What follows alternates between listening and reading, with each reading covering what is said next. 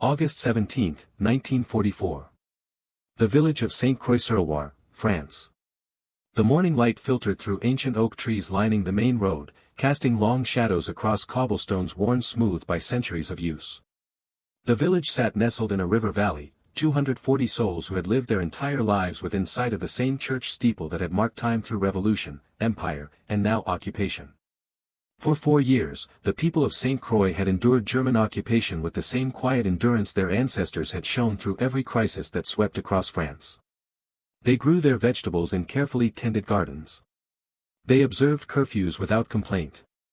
They nodded politely when Wehrmacht soldiers bought bread at the boulangerie, maintaining the fragile peace that kept their families safe. The village looked exactly as it had for generations. Stone houses with slate roofs clustered along narrow streets. The Church of St. Catherine stood at the center, its bell tower visible for miles across the surrounding farmland. A small bridge crossed the Loire at the village's edge, connecting two worlds that war had made impossibly distant. But on this particular August morning, everything felt different. The air carried something beyond the usual summer heat and the smell of fields ready for harvest. It carried tension, the kind that settles into bones and makes ordinary tasks feel weighted with significance. The Allied armies had broken out from Normandy. Everyone knew it, though speaking such knowledge aloud remained dangerous. The wireless broadcasts that villagers listened to in secret cellars spoke of American tanks rolling across France, of German forces retreating eastward, of liberation coming like a summer storm. Marie Dubois stood in her garden, pulling weeds from between rows of carrots with hands that had performed this same task for 43 years. She could hear the rumble of vehicles on the main road, heavier traffic than usual. German military convoys had been passing through for days now, heading east toward the fatherland, away from the advancing Americans. The retreat was visible in every detail. Soldiers who had once walked through the village with the confidence of conquerors now moved with the tight-faced wariness of men who understood their position had changed. Officers snapped orders in voices that carried an edge of barely controlled panic. Equipment that had been meticulously maintained for years now showed signs of neglect and damage. At the café near the square, old Henri Marchand swept the same patch of pavement he had swept every morning since before the war. He watched the German convoys with eyes that revealed nothing, though his mind tracked every detail. How many vehicles? How many men? Whether they carried wounded? Whether they looked like soldiers preparing to defend or soldiers preparing to run? The village priest, Father Dominique, stood in the church doorway and observed the morning unfold with the calm attention of a man who had weathered many storms. At 72 years old, he had seen war before. He had buried villagers after the last war, the one they had promised would end all wars, and he suspected he might bury more before this current madness concluded. But there was something else in the air that morning, something Father Dominique recognized from his long experience reading the subtle signs of crisis. It was the silence before violence. The way animals grow quiet before storms. The way birds stop singing when predators approach. The German garrison commander had been replaced 3 days earlier. The new officer, a captain, had arrived with hard eyes and a kind of rigid bearing that suggested he had something to prove. His name was Klaus Drechsler, and the soldiers whispered that he had been transferred from the Eastern Front, from the brutal campaigns that broke men in ways the Western Front could not match. Captain Drechsler had held a meeting with the village mayor the previous evening. What was discussed remained unknown, but Mayor François Arnaud had emerged from that meeting with a face drained of color and hands that trembled when he reached for his pipe. Now, as the August sun climbed higher and the day grew hot, the villagers went about their routines with the careful neutrality they had perfected over 4 years of occupation. They did not speak of liberation. They did not speak of the Americans who were coming. They simply existed, hour by hour, trying to survive until the war moved past them and left them standing. In the schoolhouse, which had been closed since the occupation began, dust motes drifted through shafts of sunlight falling across empty desks. The children who should have filled those desks were scattered across neighboring farms, helping with harvests that had become matters of survival rather than commerce. Young Philippe Garnier, 14 years old and trying hard to appear older, sat on the bridge watching the river flow past with the same steady rhythm it had maintained since long before anyone could remember. The water was low in late summer, revealing rocks that spent most of the year submerged. Small fish darted between shadows, oblivious to the human catastrophe unfolding in the world above them. Philippe heard the sound of boots on cobblestones and turned to see German soldiers approaching. He recognized them from the garrison that had been stationed in the village for the past year. Corporal Muller, who sometimes gave children chocolate when officers weren't watching. Private Schmidt, who spoke broken French and tried to make jokes that never quite landed across the language barrier. But today they walked past without acknowledging him. Their faces were set in expressions Philippe couldn't quite read. Not hostile, exactly, but closed off. Focused on something that made everything else irrelevant. At the German command post, established in the mayor's office on the second floor of the town hall, Captain Drechsler stood at a window overlooking the main square. In his hand he held a telegram that had arrived that morning. The paper was already wrinkled from repeated readings, though its message was burned into his memory after the first pass. The telegram came from higher command. It was brief, as such communications tended to be in these desperate final stages of retreat. The message was clear. All bridges across the Loire were to be destroyed to slow the American advance. All villages that might provide shelter or supplies to enemy forces were to be rendered unusable through systematic demolition. The order included specific instructions. Civilians were to be evacuated with 1 hour's notice. Buildings of military or economic value were to be destroyed. If resistance was encountered, reprisals were authorized at the commander's discretion. Drechsler had read such orders before. On the Eastern Front, he had carried them out without hesitation, because that was what soldiers did. They followed orders. They completed their missions. They did not question the strategic necessities determined by generals far from the battlefield. But that had been a different war, fought in a different landscape against a different enemy. The villages he had evacuated in Russia had been vast sprawling settlements full of partisan activity and hostile populations. The demolitions had been necessary to deny resources to an enemy that gave no quarter and expected none in return. This village was different. Sainte-Croix-sur-Loire was different. These 240 French civilians who had endured occupation with quiet dignity were not partisans. They were not soldiers. They were farmers and shopkeepers and old women who still swept their doorsteps every morning despite 4 years of war swirling around them. Drechsler turned from the window and looked at the map spread across the mayor's desk. Red marks indicated demolition targets. The bridge. The church steeple that provided observation of the valley. The grain mill. The town hall itself. In total, 17 buildings were marked for destruction, enough to render the village strategically worthless to advancing forces. He checked his watch. The order specified demolitions were to be completed by 1800 hours to ensure the engineers could move on to the next objective before darkness fell. That gave him 8 hours to evacuate the population and execute the systematic destruction of a community that had survived since the Middle Ages. Captain Drechsler sat down at the desk and pulled out a sheet of paper to draft the evacuation order. His hand held the pen, but he did not write. Instead, he stared at the blank page and felt something he had not experienced in many months of war. He felt doubt. The evacuation notice was posted at 1,000 hours on every corner of the village square. Within minutes, the entire population knew. In a community of 240 people where everyone had known everyone else for generations, news traveled faster than any official announcement could manage. The whispers spread through the village like ripples across water. 1 hour.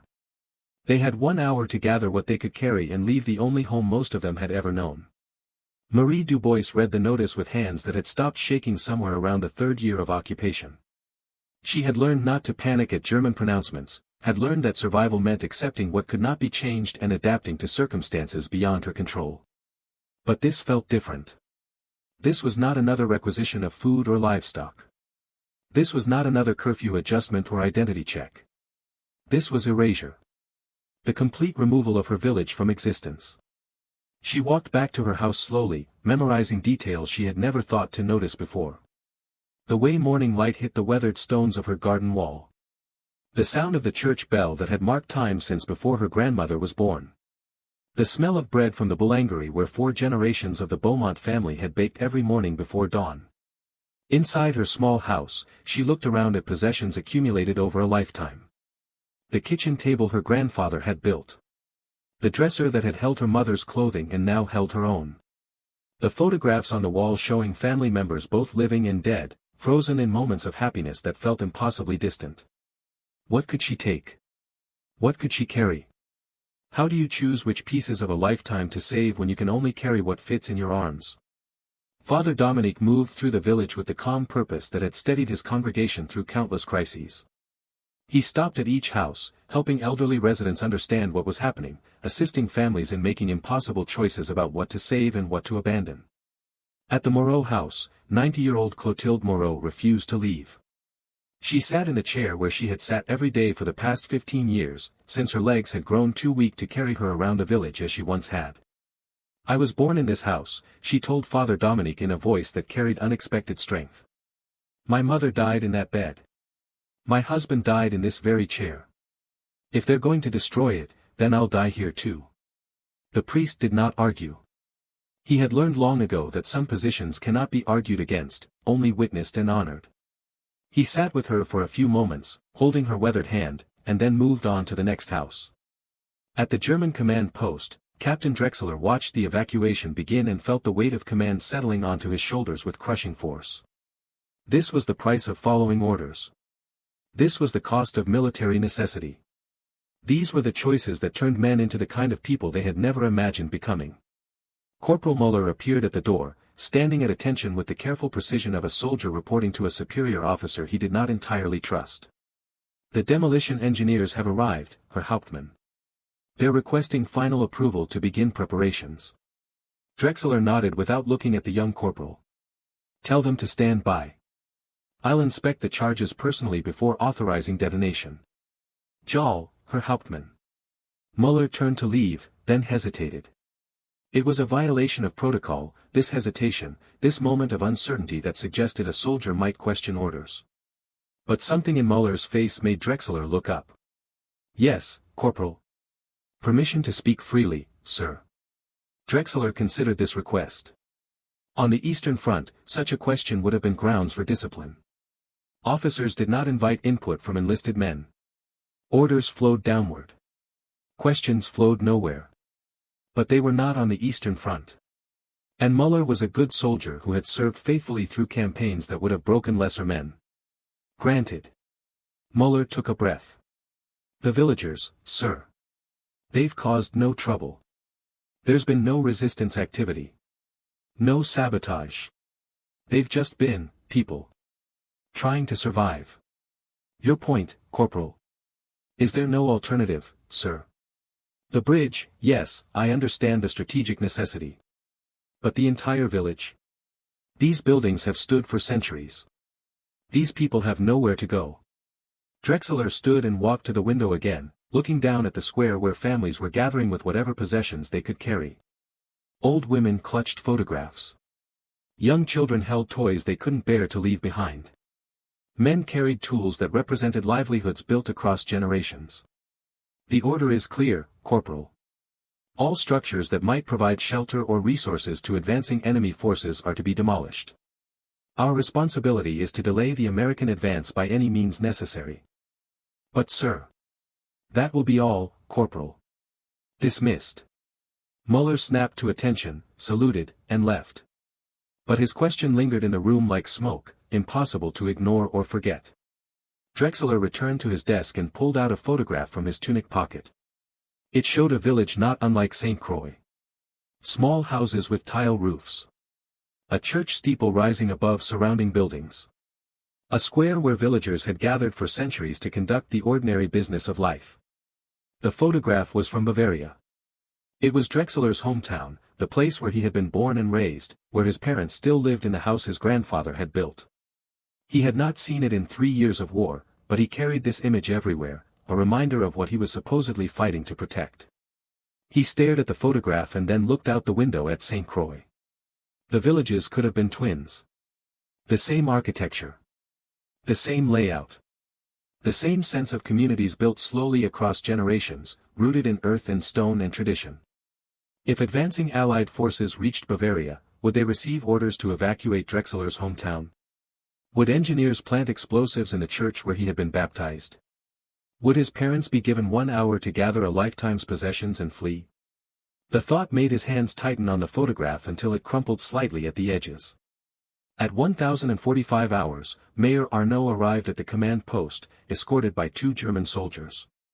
His face was pale, his clothing disheveled in a way that suggested a man who had stopped caring about appearances because far more important things were falling apart. "Captain, I must speak with you." Drechsler gestured to a chair. "Sit, Monsieur Arnaud. I assume this concerns the evacuation." "It concerns madness," Arnaud said, his voice breaking slightly. "You're destroying a village that has survived everything history has thrown at it for 800 years. For what? To slow the Americans by what, a day? 2 days? To delay their advance, Monsieur Mayor. That is the strategic objective. The strategic objective." Arnaud laughed, a bitter sound without humor. "Captain, the war is over. Everyone knows it. Your armies are in full retreat. The Americans will be here in days regardless of whether you blow up our village. All you're accomplishing is the destruction of innocent people's lives." Drechsler listened without expression. "Orders must be followed, Monsieur Mayor. That is how military operations function." "Then change the orders." Arnaud leaned forward, desperation evident in every line of his face. "You have authority as the garrison commander. Destroy the bridge if you must. That I understand. But spare the village. Please. I'm begging you." The room fell silent except for the sound of activity in the square below. Families saying goodbye to homes they might never see again. Children crying. Old people moving too slowly, confused by the sudden upheaval of routines that had remained unchanged for decades. Drechsler stood and walked to a filing cabinet, withdrawing a folder. He opened it and laid several documents on the desk. "These are personnel files, Monsieur Mayor.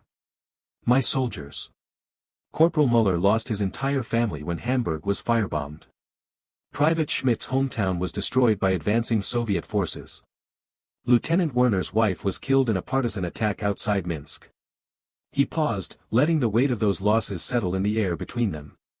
"Every man under my command has experienced what you're about to experience. They've seen their homes destroyed. They've lost everything. And they did it while following orders, because that's what soldiers do. They endure the unendurable and continue their duty. So that makes it right?"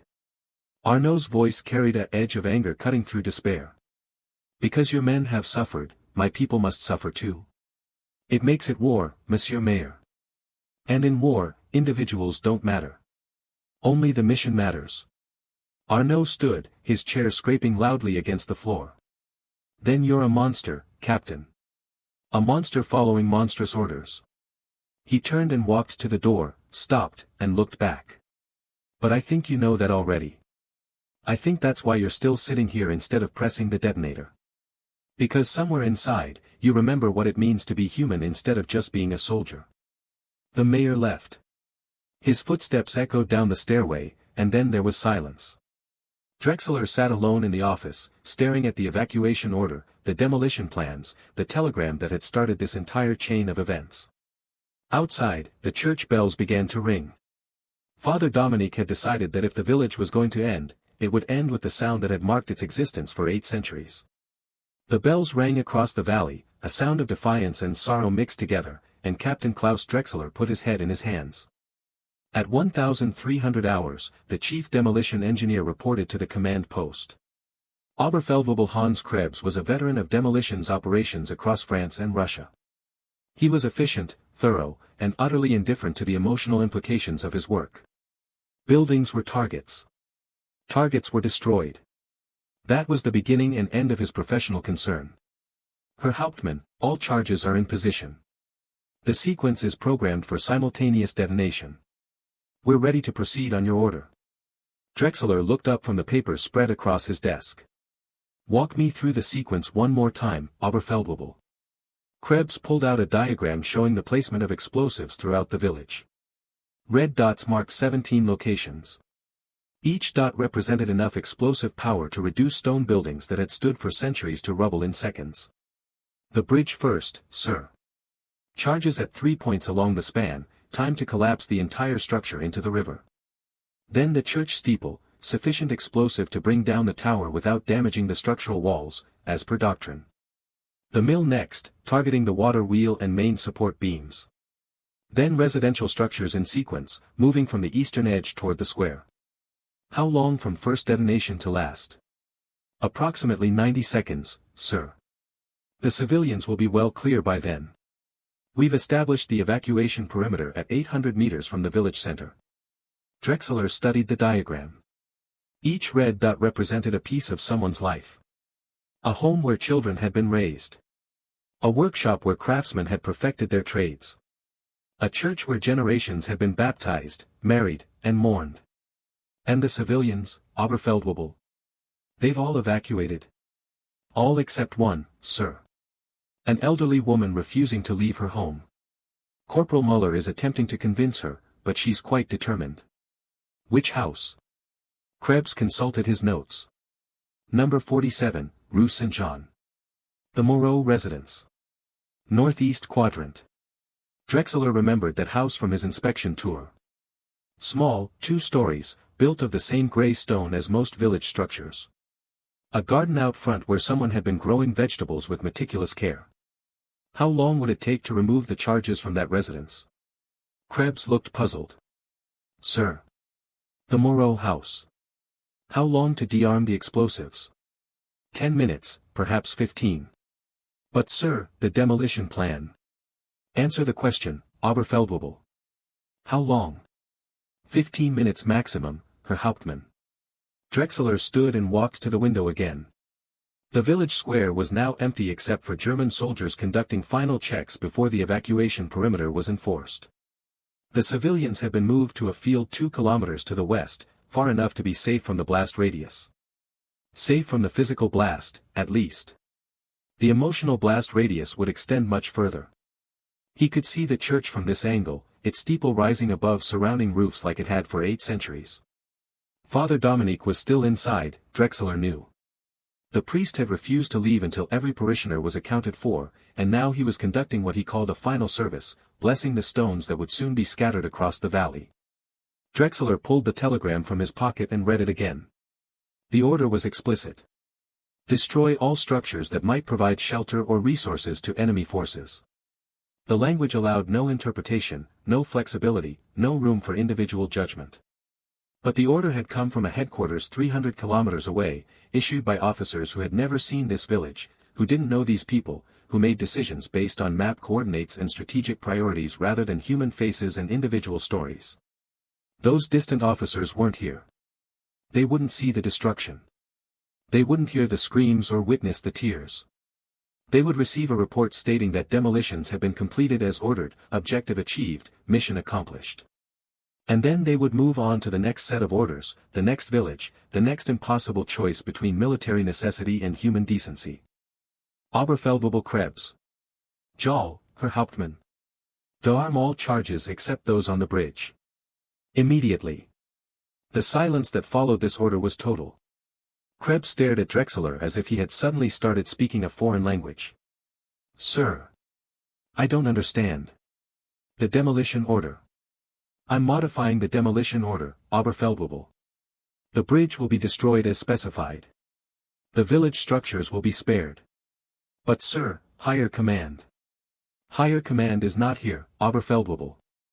I am. And I'm giving you a direct order.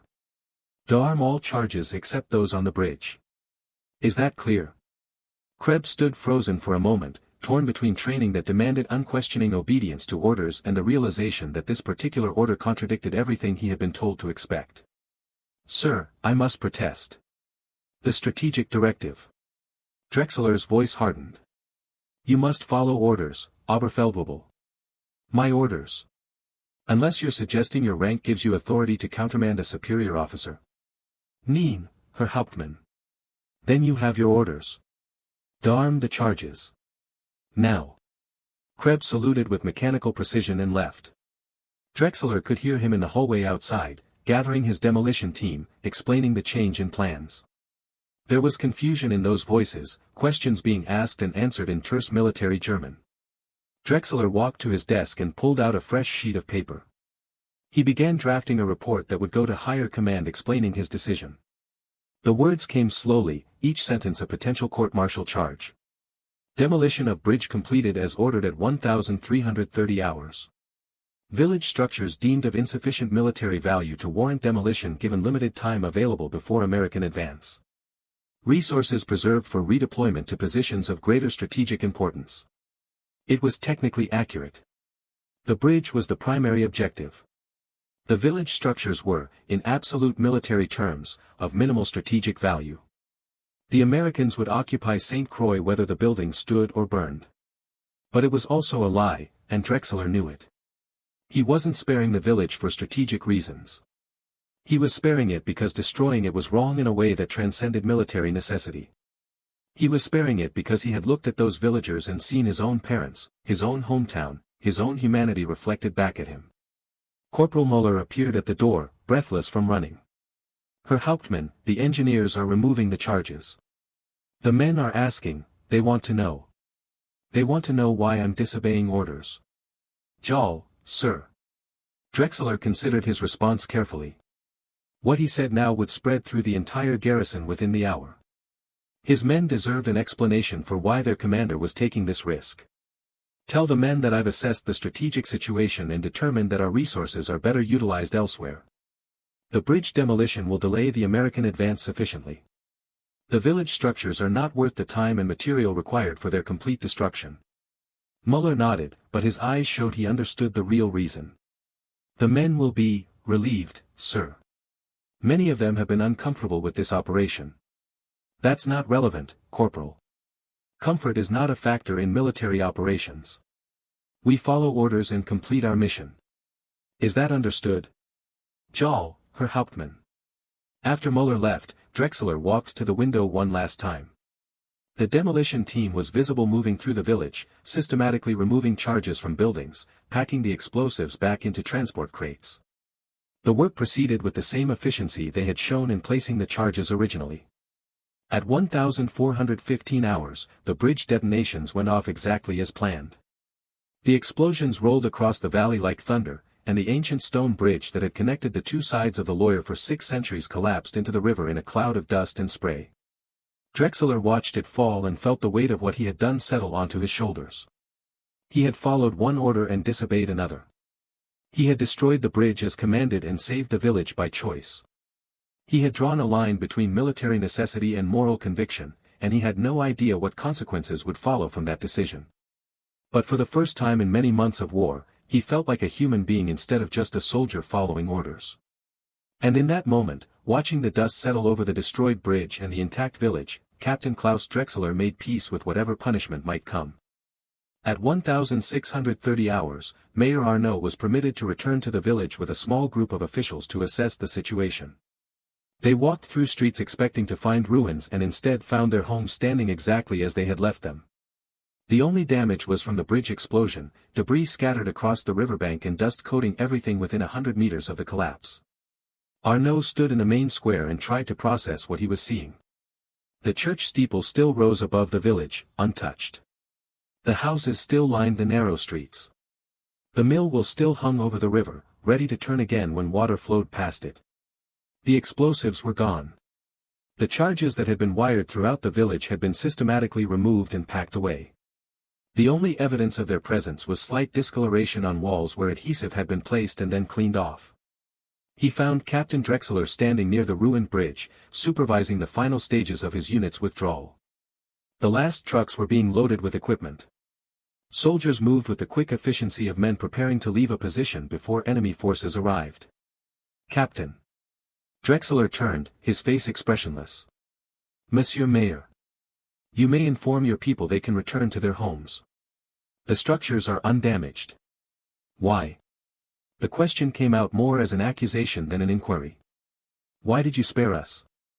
Drechsler was silent for a long moment, watching his men work. When he finally spoke, his voice carried a weariness that made him sound much older than his 34 years. Because I could. Because in 4 years of war, I have followed many orders that I knew were wrong, and I was tired of that feeling. Because your village reminded me of my own home, and I couldn't destroy one while fighting to protect the other. He turned to face Arnaud directly. Don't mistake this for kindness, Monsieur Mayor. I destroyed your bridge as ordered. I completed my military objective. What I did was, a compromise between duty and conscience. A small act of rebellion in a war full of unquestioning obedience. But you saved us. 240 people. Their homes. Their lives. I delayed your suffering, perhaps. The Americans will be here soon. There will be fighting. People will die. I've changed the location of that dying, not prevented it entirely. Arnaud shook his head. You're wrong, Captain. What you did matters more than you seem to realize. You proved that even in war, even when following orders seems absolute, individual choice still exists. You proved that humanity doesn't have to die just because military necessity demands it. Drechsler didn't respond. He simply nodded, a gesture of acknowledgement rather than agreement, and returned to supervising the withdrawal. By 1800 hours, the last German soldier had left Sainte-Croix-sur-Loire. The garrison pulled out, heading east toward positions that would be overrun within days. They left behind a village intact, a destroyed bridge, and a story that would grow in the telling over the decades to come. Father Dominique rang the church bells as the civilians returned to their homes. The sound echoed across the valley, a declaration that the village had survived. People walked through streets they had expected to find ruined, touching walls that should have been rubble, standing in doorways they thought they would never enter again. Marie Dubois returned to her house and found everything exactly as she had left it. The kitchen table. The photographs on the wall. The dishes still stacked in the cupboard. She sat down in her familiar chair and cried, not from sadness but from the overwhelming relief of discovering that what you expected to lose had been returned. Young Philippe Garnier ran through the streets with other children, their voices carrying the joy of reprieve. They had been told their homes would be destroyed, and instead they found them standing. The contrast between expected devastation and actual survival created a euphoria that would be remembered for the rest of their lives. Only old Clotilde Moreau, who had refused to evacuate, seemed unsurprised by the village's survival. When Father Dominique asked her how she had known the Germans would spare them, she simply shrugged. I didn't know. But I'm 90 years old, and I've seen enough to understand that even in the darkest times, sometimes people choose mercy over cruelty. Not always. Not even often. But sometimes. And sometimes is enough to have faith. The Americans arrived in Sainte Croix 3 days later. They found a village intact except for a destroyed bridge, a population grateful beyond words, and a story about a German officer who had disobeyed orders to spare civilian lives. The story seemed almost too good to be true. Allied intelligence officers interrogated Mayor Arnaud and other witnesses extensively, trying to determine if the whole thing was some kind of propaganda or deception. But the physical evidence was undeniable. Explosives had been placed throughout the village and then deliberately removed. The bridge had been destroyed while civilian structures were preserved.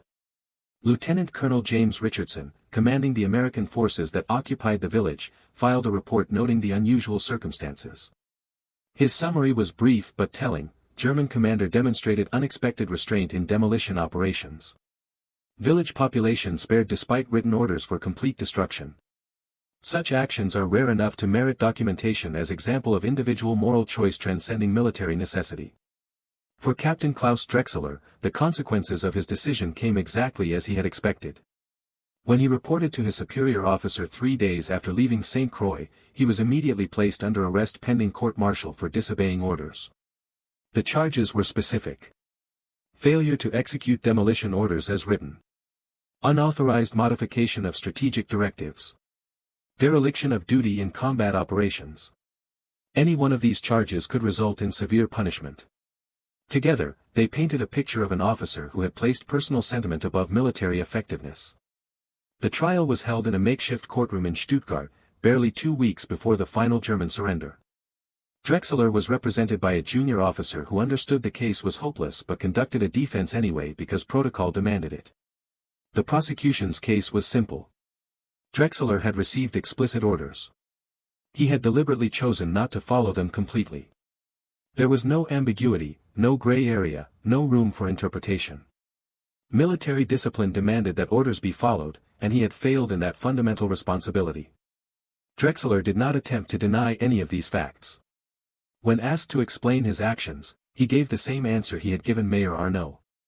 I believed that the strategic objective could be achieved through bridge demolition alone. I assessed that destroying civilian structures would not significantly impede enemy advance while causing unnecessary suffering to a non-combatant population. I made a command decision based on field conditions and my evaluation of military necessity versus collateral damage. It was a carefully worded defense that attempted to frame his choice in purely tactical terms. But everyone in that courtroom understood the real reason. He had spared the village because destroying it was wrong, and he had decided that some things were more important than following orders. The court deliberated for less than an hour. The verdict was guilty on all charges. The sentence was reduction in rank, forfeiture of pension, and imprisonment for 5 years. But the sentence was never carried out. Germany surrendered 11 days later, and in the chaos of total collapse, military court ceased to function. Drechsler's case file was lost somewhere in the bureaucratic implosion that followed the war's end.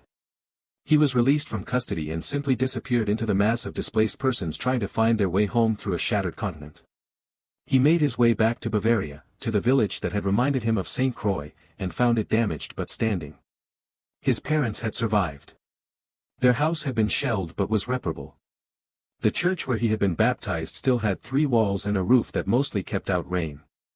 Drechsler never spoke publicly about what he had done in Sainte-Croix. When people asked about his war service, he gave vague answers about garrison duty in France and then changed the subject. He worked as a carpenter, helped rebuild his hometown, and lived quietly until his death in 1983 at the age of 73. But in Sainte-Croix-sur-Loire, the story of Captain Drechsler became legend. It was told and retold, passed down through generations, embellished in some versions and understated in others, but always carrying the same core truth. A German officer had been ordered to destroy their village and had chosen mercy instead. In 1994, on the 50th anniversary of the liberation, the village of Sainte-Croix-sur-Loire held a commemoration ceremony. By then, most of the people who had lived through those August days in 1944 were gone. Marie Dubois had died in 1987. Mayor Arnaud in 1979. Father Dominique in 1962. The children who had run through the streets celebrating survival had become grandparents themselves. But the memory remained. It lived in the stories told around family tables. It lived in the church records that documented what had happened. It lived in the physical fabric of the village itself, these buildings that should have been destroyed but still stood. Philippe Garnier, now 64 years old and serving as the village mayor, stood in the same square where his predecessor had read the evacuation notice half a century earlier. Around him were gathered descendants of the families who had been saved, along with journalists and historians interested in this unusual story from the war. "We gather today," Philippe began, "not to celebrate a military victory or to glorify war, but to remember an act of individual conscience that saved this village and everyone in it."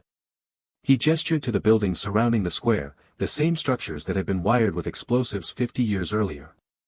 "Captain Klaus Drechsler was our enemy. Let's be clear about that. He served an army that occupied our country, that committed terrible crimes, that brought suffering to millions. He was not a hero in the conventional sense. He was a soldier who followed orders until, for one brief moment, he chose not to." The ceremony included the unveiling of a small plaque on the wall of the town hall. It read, in French and German, "On August 17, 1944, this village was spared destruction through the moral courage of one man who chose conscience over orders.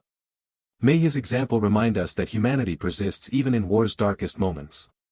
The plaque was controversial. Some argued that honoring a German officer, even one who had shown mercy, was inappropriate. Others pointed out that Drechsler's action, while significant for Sainte-Croix, didn't erase his service to a regime that had committed unimaginable atrocities. But the villagers voted to install it anyway, because the story mattered. Not because it made the war less terrible or the occupation less brutal, but because it demonstrated that individual moral choice existed even within structures designed to eliminate it. In the years that followed, historians and journalists tracked down more information about Captain Drechsler. They interviewed soldiers who had served under him, found family members who remembered him, pieced together a more complete picture of the man who had made that choice. What emerged was complex. Drechsler had indeed served on the Eastern Front, where he had participated in operations that were brutal even by the standards of that terrible war. He had followed orders that resulted in civilian deaths. He had been part of a military machine that ground up human lives with industrial efficiency. But he had also, at certain moments, demonstrated the capacity for mercy. There were reports of him allowing captured Soviet soldiers to escape rather than execute them as ordered. Stories of him providing medical care to wounded civilians when regulations said not to waste resources on non-German nationals. These actions didn't balance out the terrible things he had done or been part of. Morality doesn't work like an accounting ledger where good deeds can offset evil ones. But they suggested something important about the nature of conscience and choice even within systems designed to suppress both. The story of Sainte-Croix-sur-Loire became a case study in ethics courses and military academies. It was used to teach about the tension between following orders and making moral judgments. It sparked debates about individual responsibility within hierarchical structures. It became a lens through which to examine questions about conscience, authority, and the limits of obedience. In 2014, 70 years after the village was spared, a German documentary team visited Sainte-Croix to film a segment about Drechsler's decision. They interviewed the few remaining survivors who had been children during the war, captured footage of the village that looked remarkably similar to how it had appeared in 1944, and explored the question of whether one good act could redeem a person who had done terrible things. The documentary didn't provide easy answers, because there weren't any. But it asked important questions about how we judge people whose lives contained both cruelty and compassion, who both inflicted suffering and prevented it, who were capable of both following monstrous orders and rejecting them. Among the people interviewed was Anna Drechsler, the captain's granddaughter, who had learned about his action in Sainte-Croix only years after his death. She had grown up knowing her grandfather had served in the war but had never heard details about what he had done. "I asked my father once about my grandfather's war service," she told the documentary makers. "He said that Opa had done things he was proud of and things that haunted him for the rest of his life. That sometimes he had been forced to choose between impossible options, and that he had tried to make the most human choice available to him within circumstances that were fundamentally inhuman." She paused, looking at the village square where her grandfather had made his choice. "I think what happened here was one of those moments. He saw a choice that most people wouldn't have seen. He had the authority to make a decision, and he decided that some orders deserved to be questioned. I don't know if that makes him a good person. But it makes him more than just a soldier following commands." The bridge that Drechsler destroyed in 1944 was rebuilt in 1947. It's a modern structure now, concrete and steel rather than the ancient stone that spanned the Loire for 6 centuries. But local historians maintain photographs of the original bridge, a reminder of what was lost even as the village itself was saved. In the Church of St. Catherine, Father Dominique's successor maintains a small memorial to the events of August 1944. It includes photographs of the village during the war, copies of the evacuation notice, and a timeline of what happened during those critical hours. The memorial carefully notes both what was saved and what was destroyed. The bridge is gone forever, its stones scattered in the river bed. Several families left the village after the war and never returned, their homes now occupied by new residents who weren't born when these events took place. The trauma of that day, the fear of imminent destruction, left psychological scars that some people carried for the rest of their lives. But 240 people survived. Their homes survived. Their community survived. The threads of life and history that connected generations remained unbroken, continuing forward into futures that would have been erased if different choices had been made. Today, Sainte-Croix-sur-Loire looks like many small French villages. It has a population of about 180 people now, fewer than in 1944. The young people leave for cities, seeking opportunities that don't exist in agricultural communities.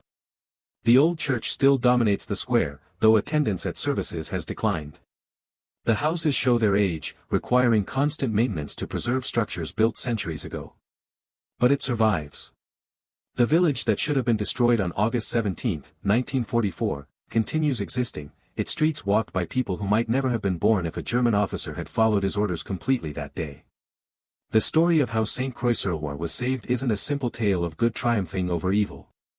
Captain Klaus Drechsler wasn't a hero who rejected his evil army to protect innocent civilians. He was a complicated man who had done terrible things in service of a terrible cause, who had one moment of clarity where he saw a choice between following orders and preserving human life, and who made the more humane decision. That choice didn't redeem his other actions. It didn't erase his participation in a war machine that killed millions. It didn't make him innocent or absolve him of responsibility for what he had done elsewhere. But it did save a village. And sometimes, that's enough to matter. The plaque on the town hall wall doesn't call Drechsler a hero. It doesn't glorify his service or minimize his complicity in a criminal regime. It simply acknowledges that he made a choice, and that choice meant children grew up in houses that should have been rubble, that families stayed together instead of being scattered, that a community endured instead of being erased. Philippe Garnier, who watched the bridge explode when he was 14 years old, who ran through the streets celebrating survival, who has told this story hundreds of times over 7 decades, still lives in St. Croix. He's 94 now, the last person alive who actually remembers that day as an adult experience rather than a childhood memory. People ask me if I can forgive Captain Drechsler for the occupation, he says, sitting in the same café where Henri Marchand once swept the pavement. I tell them that's not the right question. Forgiveness implies that what was done to us personally was his fault. But he was just one officer following orders in a war that was much bigger than any individual. He pauses, looking out the window at the church steeple rising above the village.